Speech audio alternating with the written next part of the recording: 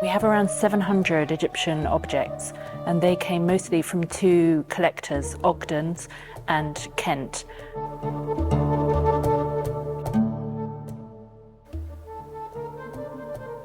So where did these two individuals get their Egyptian collections from?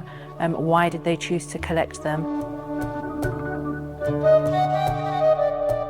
The relationship with Swansea University came about in a really interesting way. One of their students was working on her PhD, and she knew we had a particular figure that she wanted to see out of the entire collection, this one little wooden figurine.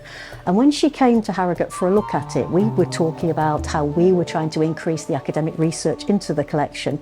And she put us in touch with the teaching staff at Swansea, and it's grown through conversations. And so we've discussed how we might be able to collaborate.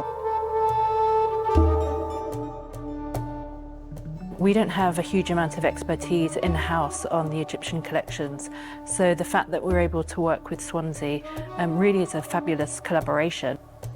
We're excited to see what they're going to be able to tell us. They're going to particularly look at where these items came from by tracing them back through records from auction houses and sale rooms in the 1920s.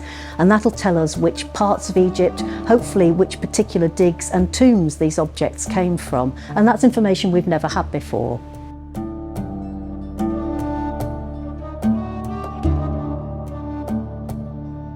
So we're going to do this in lots of different ways over the upcoming 3 years.